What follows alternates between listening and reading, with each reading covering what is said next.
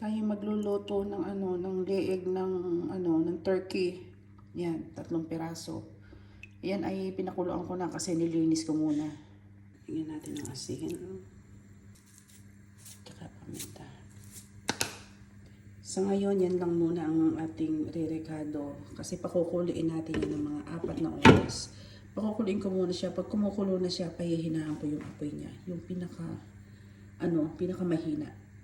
Tapos yun, bukas ko na yan re-recaduhan ng mga gulay. At eto na nga, pinainit ko na uli kasi umaga na. Ito muna ating ihuhulog ha. Yan, sibuyas na buo. At mga bawang na buo. Ito yung murang bawang, ang ganda o diga. Yan. Hindi ko na yan inano. Yan.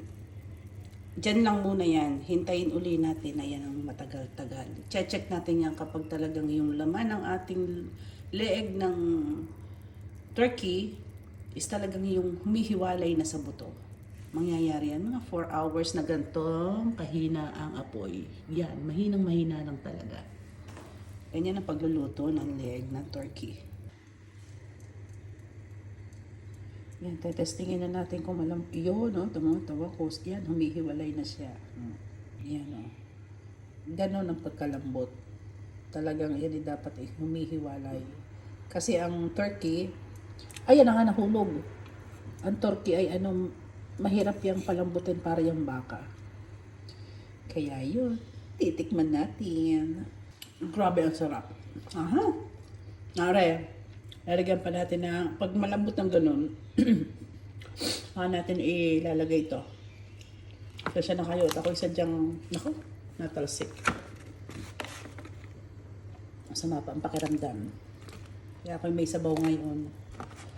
Dahil ako ay nilalagnat noong isang araw. May natira pa palang bawang, sayang. Ilagay natin. Yun, hintayin lang uli natin lumambot ang mga gulay. Eto na siya. Yan, hindi ko na naipakita yung paglalagay ng Pero nilagyan ko lang siya ng repolyo. Diba? Okay na yan. Basta mahalaga may sabaw ang aking alaga. Yan ang mga buo at sibuyas. At saka nga palang ginagawa ko pag ganito ako may nilaga.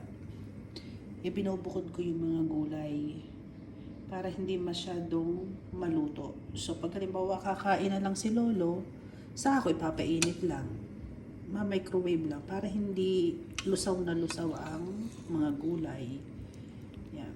So, nagtira lang ako dito ng kakainin niya ngayon. Namin pala. Yun lang. So, bye-bye.